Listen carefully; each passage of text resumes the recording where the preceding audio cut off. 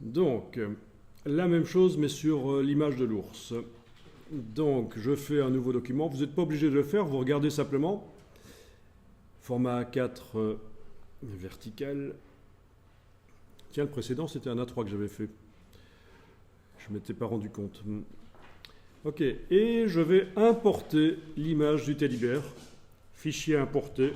Est-ce qu'elle doit être liée ou pas? Peu importe. Ça n'a pas d'importance qu'elle soit liée ou pas. Et ici, je peux déjà cocher modèle ici, mais je vais faire exprès d'oublier de le faire. Et je fais un cliquer glisser. Vous avez la possibilité dans C6 de faire un cliquer glisser comme ça pour déterminer la dimension de l'image. Je ne sais plus à quel moment c'était possible dans Illustrator. Oui ou pas? Essayez un peu de voir si vous pouvez faire un cliquer glisser pour déterminer, comme dans InDesign, la dimension de l'image au moment où vous l'importez. D'accord. Donc dans votre cas, dans C6, il pose directement le document. Vous n'avez pas la possibilité de changer sa dimension. Alors ça peut être intéressant de contrôler ça. Vous pouvez supprimer l'image et vous allez l'ouvrir dans Photoshop. Parce qu'en fait, ça dépend des paramètres qui sont pré-réglés dans l'image. Donc, vous supprimez l'image du plan de travail dans Illustrator et vous l'ouvrez dans Photoshop. On va aller la modifier.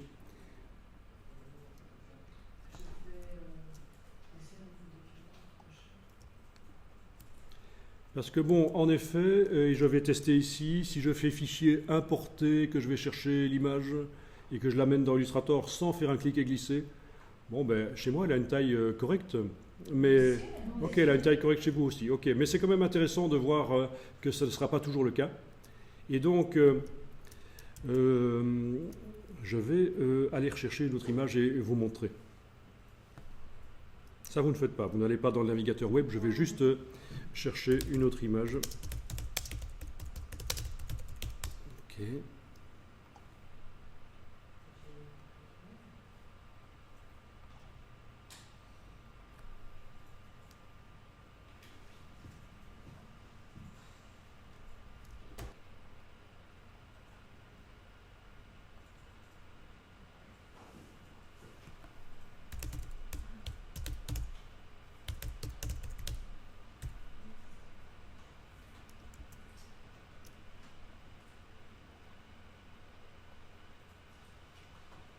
Et bien voilà, je suis allé chercher une autre image d'un teddy bear sur le web. Et quand je l'importe dans Illustrator, si je ne fais pas un cliquer glisser, si je fais simplement un cliquer, et bien voilà, elle est super immense par rapport à ma feuille A4. Voilà la dimension qu'elle a, vous voyez. Donc, ah ben voilà. Et donc, on va voir comment régler ça. Et ça se règle par Photoshop. Si vous avez Illustrator CC, vous pouvez faire un clic et glisser, vous allez déterminer la dimension de l'image directement, mais vous êtes dans C6 et donc je vous montre comment régler le problème. C'est parce que dans le fichier de l'image que vous avez téléchargé sur le web, il est indiqué certaines dimensions en centimètres. Vous avez donc l'image qui est ouverte dans Photoshop, vous allez dans le menu Image, taille de l'image. Et ici, mon but n'est pas de modifier le nombre de pixels qui composent l'image, le but est de modifier les centimètres. Alors les centimètres, je vais un peu me renseigner sur les centimètres qui sont indiqués ici. Actuellement, je suis à 91 sur 91, donc c'est quasiment 1 mètre de largeur, cette image. L'autre image, oui, ça va, mais celle-ci me posait un problème, vous aviez vu. Et donc la solution, c'est de faire ceci. Il faut absolument décocher le rééchantillonnage, c'est-à-dire la multiplication ou la division du nombre de pixels. Je ne veux pas changer le nombre de pixels. Et je vais modifier ici la dimension. Ben, je peux dire, tiens, il va avoir 15 cm de largeur. Vu que le nombre de pixels ne peut pas changer, la résolution augmente. Je suis passé de 72 à 438. C'est ça la logique qui est derrière ça. Il faut absolument comprendre que la résolution, c'est la densité des pixels sur une certaine distance, 2,54 cm. Et voilà. En faisant ça, tout simplement, en indiquant que vous voulez l'image à 15 cm, ok, vous n'avez perdu aucune qualité dans l'image, vous faites fichier enregistrer, ça met à jour le fichier sur le disque dur, vous l'importez dans Illustrator, c'est 6, et là, la dimension sera acceptable. Il y a même parfois, c'est tellement grand que ça ne veut pas s'ouvrir en fait, hein. Voilà, clic, et voilà, elle a 15 cm directement. Ah oui. Donc Illustrator, comme InDesign, sont des logiciels qui font attention à ça dans les fichiers, ils font attention à la taille en centimètres qui est indiquée dans le fichier. Bon, sinon j'étais quand même parti sur l'autre image en fait, hein. Alors je vous montre. Donc je l'ai importé sans indiquer que c'est un modèle, mais dans la palette des calques, je vais aller double-cliquer sur le calque, et dans les options du calque, j'indique que c'est un modèle. Et à ce moment-là, vous voyez que le calque va être d'office verrouillé, on ne pourra plus le changer, d'office. Et l'image va être estompée, c'est-à-dire elle va apparaître affadille. Ok. Voilà. Donc je viens de transformer ce calque en modèle, c'est un calque modèle. C'est pas là-dessus que je vais travailler, c'est le double clic sur le calque et on coche l'option modèle. Donc on ne peut plus bouger l'image et elle apparaît affadie. Donc l'estompage, en fonction des images, tu peux changer. C'est donc le fait que ce soit affadie. Voilà, estompé à 20. Voilà. Estompé à 80. Bon, c'est vous qui voyez en fonction de ce que vous voulez faire. Bon, 50 c'était bon dans ce cas-ci. Et donc je vais faire la suite rapidement et vous allez tester ça par vous-même. Je crée le calque sur lequel je vais travailler. J'affiche les règles. CTRL R, commande R. Je tire une règle verticale et je vais la placer. Ça vous faites pas en vitesse, ça vous regardez simplement, à moins que vous connaissiez déjà parfaitement, mais voilà. Alors pour le placer correctement là où je veux, parfois les repères commentés me posent problème, ça m'oblige à le... Vous voyez, ça cale. J'arrive pas à placer le repère bien comme je veux, donc je vais aller dans le menu affichage et décocher les repères commentés. Voilà, comme ça, je suis beaucoup plus libre pour placer où je veux ce repère vertical. Bien. On va dire que je vais dessiner la partie droite de l'ours parce que je trouve que c'est la plus sympa. Et je mets donc le repère. Voilà, comme ça, éventuellement. Je vais verrouiller le calque. Ben, je vais l'appeler le calque repère éventuellement. Voilà, ou repère vertical.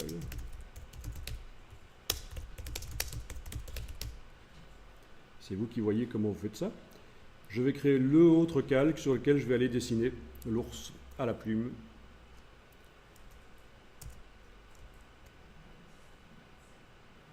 Voilà. Je vais ici lui donner à ce trait une couleur noire. Je vais dans le effet, distorsion et transformation, indiquer que je vais lui mettre un effet de miroir sur l'axe X, même si on sait que c'est un miroir sur l'axe Y en fait qu'on est en train de faire. Je dis que l'axe va se mettre sur la partie gauche de l'objet et je fais une copie. Ok. Et donc là, je vais continuer à dessiner. Oups, je dois indiquer que je raccroche en m'approchant du trait déjà fait, avec la petite diagonale à côté de la plume. Voilà. Et là, je vais le faire rapidement en fait. Ah, c'est quand même un bon exercice ceci pour créer les courbes de Bézier. Oui, oui, oui, oui, oui. On va le faire alors. Vous commencez jusque-là, vous démarrez la symétrie, et puis je vous explique les courbes de Bézier avec cet exercice. Donc à ce stade-ci, avant que je vous rappelle comment on fait les courbes de Bézier, je vais enregistrer le fichier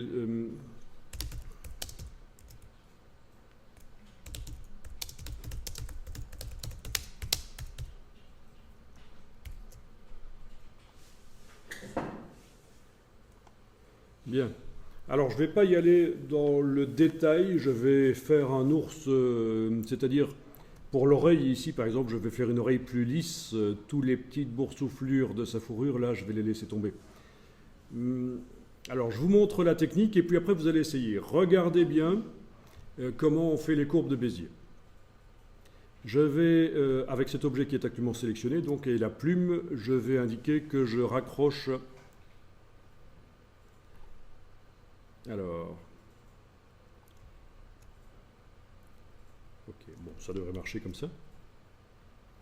Ah oui, c'est parce que je n'avais pas quitté. pardon. J'avais pas encore quitté, c'est pour ça que ça ne me fait pas la fameuse icône que je cherchais ici. Voilà, une fois qu'on a désélectionné le tracé et qu'on l'a resélectionné, qu'on revient dessus, c'est pour indiquer qu'on recontinue, c'est la diagonale. Voilà, ok.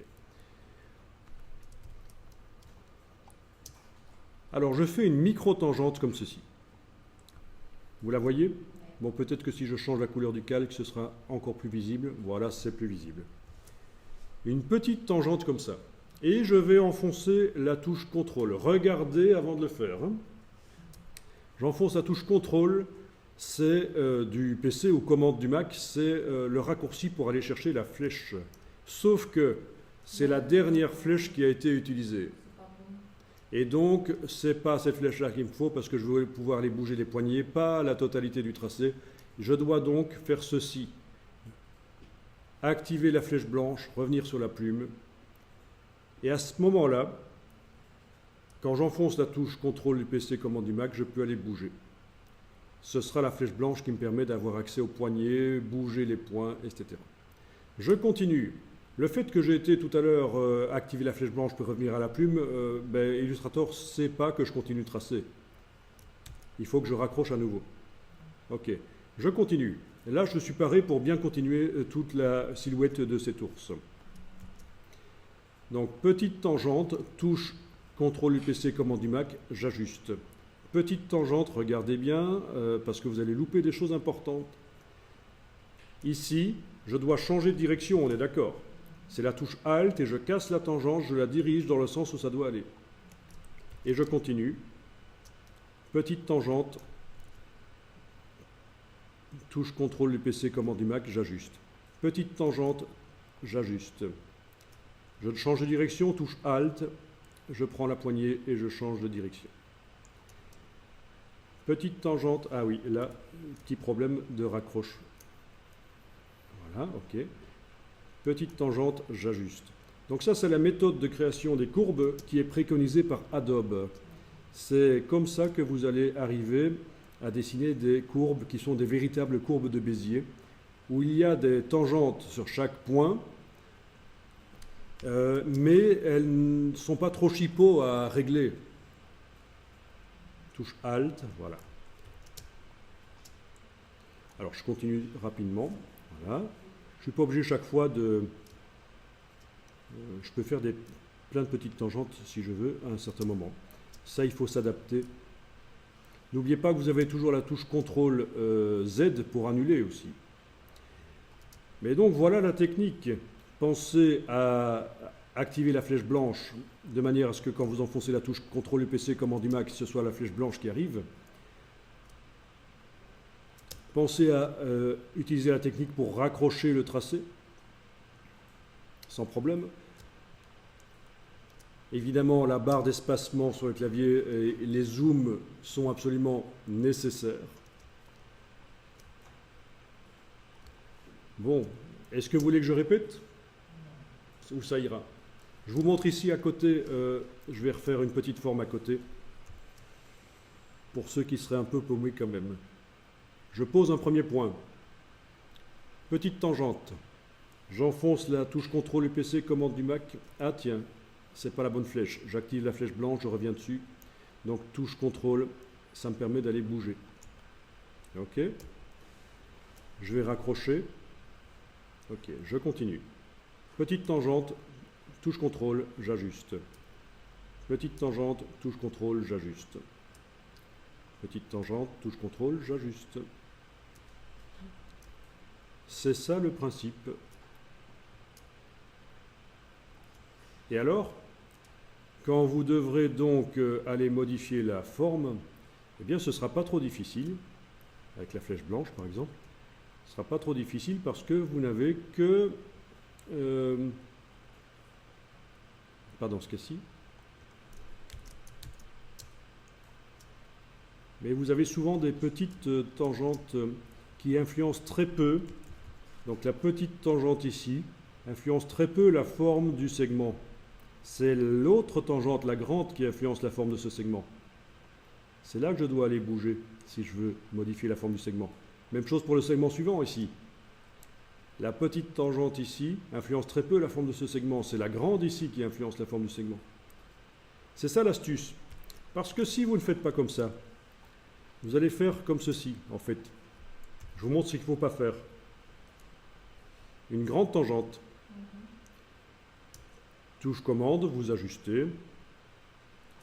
À nouveau, une grande tangente. Touche commande, vous ajustez. Grande tangente. Bien, le problème, c'est que les segments sont déterminés par la position de deux grandes tangentes. Quand j'essaye d'ajuster la forme de ce segment ici, ben, ça modifie le segment d'avant et le segment d'après. Parce que de chaque côté du point d'ancrage ici, j'ai une très grande tangente. Donc c'est beaucoup plus difficile comme ça. Donc ce n'est pas la bonne méthode de faire des grandes tangentes comme ça en fait. Maintenant, si vous voulez continuer comme ça, vous pouvez. Mais je vous le déconseille, pour ajuster les choses, c'est plus compliqué. Alors bien entendu, la technique qui consiste à faire des points d'angle et les convertir en points courbes, c'est totalement foireux. Si vous faites ceci, clic, clic, clic, clic, et puis vous venez avec l'outil de conversion pour convertir ça, vous avez de chaque côté du point une tangente égale. C'est totalement foireux en fait. Les courbes, il faut les faire au moment où vous faites la plume, pas après.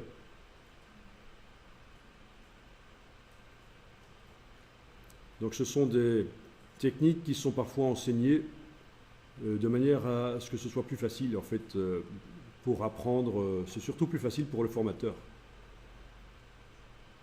Mais si vous faites ça en milieu professionnel, vous êtes grillé, ça sent le grillé. Hein? Donc on ne fait pas des angles et puis les convertir avec ça. Ça c'est pour ponctuellement, sur un des points, aller travailler éventuellement. Okay. Mais des fois, quand on n'a qu'une manette, on utilise le petit truc. Ah, quand on n'en a qu'une seule, déjà, c'est... Oui, on peut aller cliquer pour les enlever, puis recliquer pour en remettre. Ah ben oui, c'est ponctuel, ça. C'est pas pour tous les points du tracé. C'est un travail ponctuel. Alors bien sûr, donc au final, mon ours ici, ben, évidemment, ça colle pas de l'autre côté. Il n'était pas vraiment symétrique. Mais je suis en train de dessiner un ours que je veux symétrique. C'est juste un modèle, la photo en dessous. Après, je vais aller l'enlever. Et voilà.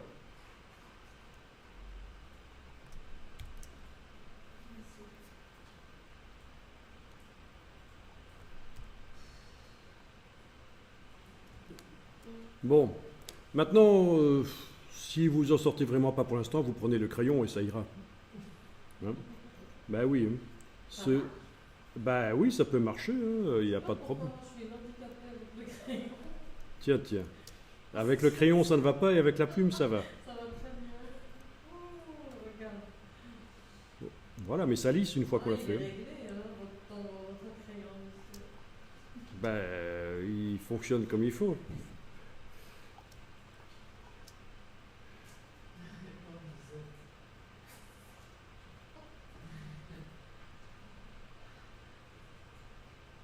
Voilà.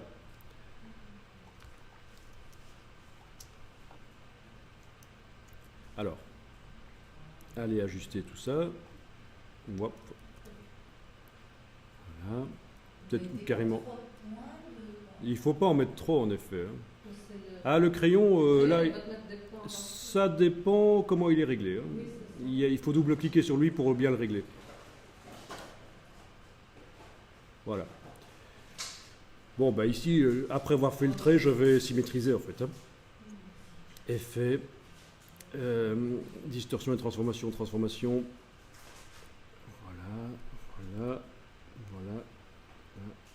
Ok, et voilà. Donc ça peut marcher aussi, mais je pense qu'avec la plume, ce sera quand même plus de caractère.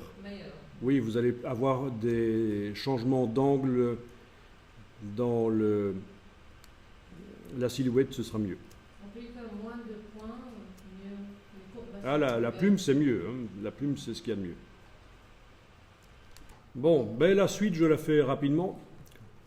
Le calque ici au crayon, je vais le jeter parce qu'il nous perturbe. Voilà, j'ai donc le calque fait à la plume.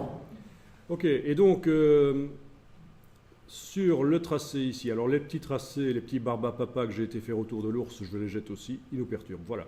Vous avez donc le tracé de la silhouette de l'ours. Alors, je n'ai pas dit quel degré de réalisme je cherchais. Ici, je ne cherche pas à refaire un ours tel qu'il est là, c'est juste une base. Ça va être très simple, ça va être un picto, mon ours, hein, un pictogramme très simplifié. Alors, en tout cas, ce qui est sûr, c'est qu'à un certain moment, je vais devoir mettre des choses dedans, notamment les yeux, et je vais aller ici dessiner les yeux. Donc, enfin l'œil, en tout cas, voilà.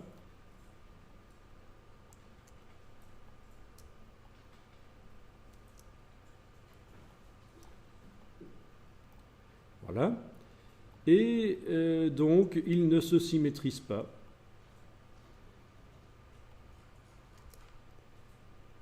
Il ne se symétrise pas, puisqu'il n'est pas, il ne subit pas la symétrie qui est sur l'autre objet, le contour. Et là, on avait vu comment il faut faire. Il faut que les deux soient sélectionnés.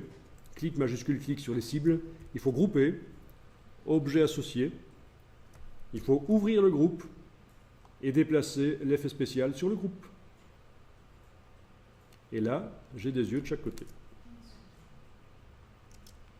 Et tout ce que je fais dedans va être donc symétrique. Tout ce que je fais dans le groupe.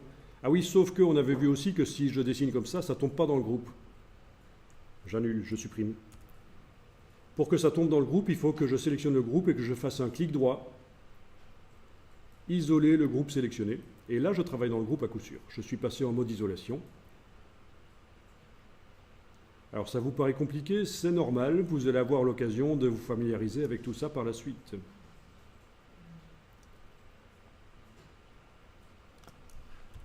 Voilà. Je peux même décider de la forme de la truffe, si je veux la truffe d'une forme différente. Je peux m'éloigner du modèle, évidemment. Okay, donc je suis en mode isolation sur le groupe. J'ai sélectionné le groupe avec sa cible, j'ai fait clic droit, isoler le groupe sélectionné, et donc tout ce que je fais maintenant dedans, sur le document, tombe dans le groupe. Ça ne peut pas tomber en dehors. Je vais faire cette espèce de nœud. D'abord, il faut que j'indique que je termine le tracé précédent. Je clique à côté. Je recommence à la plume.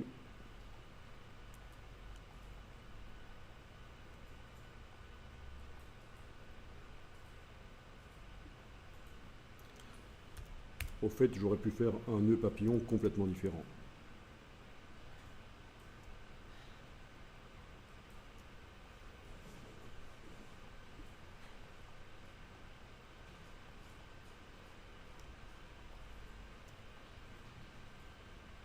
Voilà.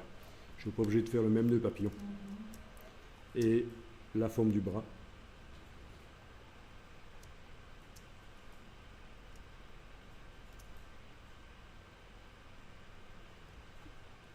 Voilà. La forme de la patte avec le dessous de la patte.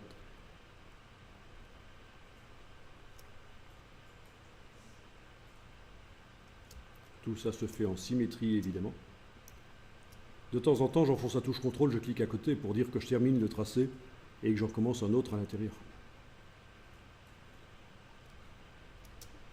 Voilà.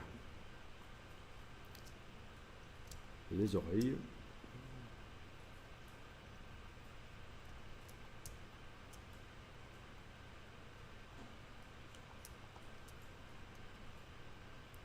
Le museau.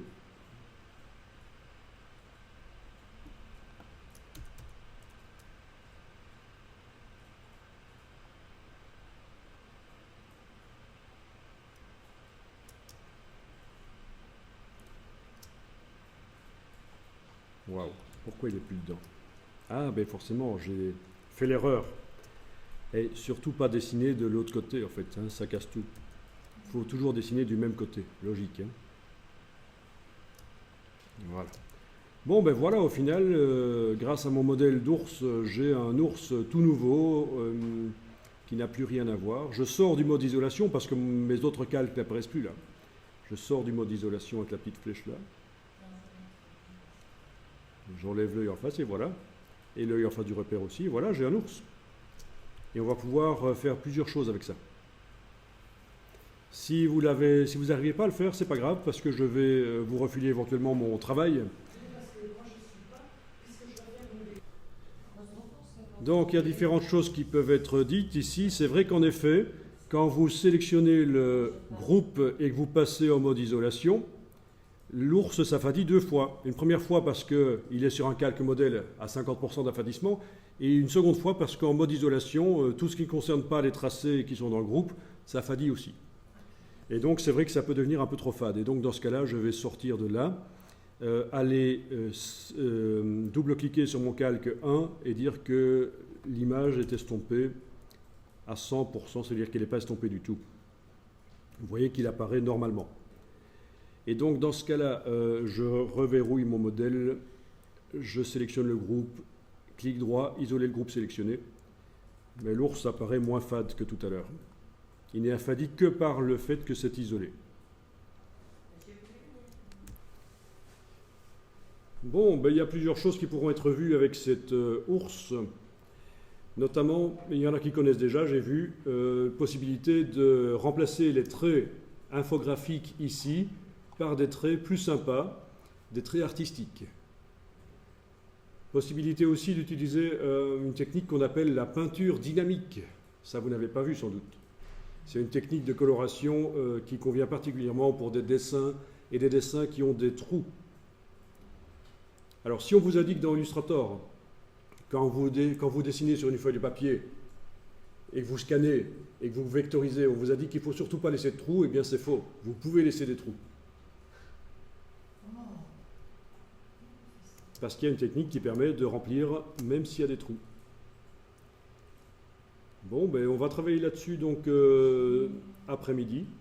C'est une nouvelle technique, mais une technique dans CC. Non, pas du tout. Tout ça, vous allez pouvoir le faire. La peinture dynamique, ça existe depuis longtemps dans Illustrator. Je vais aller rechercher mon petit... alors, Wikipédia Adobe Illustrator. Voilà. Est-ce qu'il y a un historique ici dans la version française? Eh bien non, la version française de Wikipédia ne me donne pas l'historique des fonctionnalités. Je vais donc aller sur la version anglaise qui me donne ici l'apparition des différentes fonctionnalités.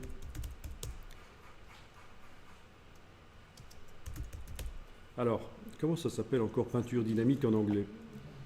Bonne question. C'est pas ça.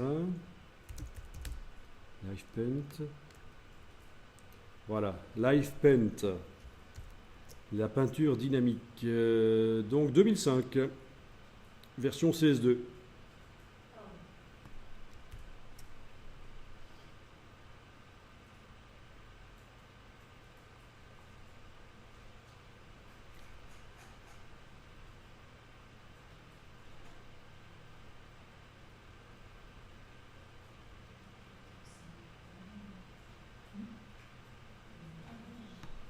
Alors, ce qui arrive souvent, c'est que quand une nouvelle version apparaît, les gens qui la découvrent voient certaines fonctionnalités qui existaient depuis longtemps déjà, et puis ils pensent que c'est de nouvelles fonctionnalités, en fait. Donc ça, c'est typique. Ça, je vois souvent des stagiaires, des étudiants qui découvrent la nouvelle version de Photoshop, Illustrator, et « Ah, il y a un truc nouveau, là !» Eh ben non, ça existe depuis 3 ans déjà, mais tu ne l'avais pas vu. Eh oui, donc ça c'est typique. Et oui.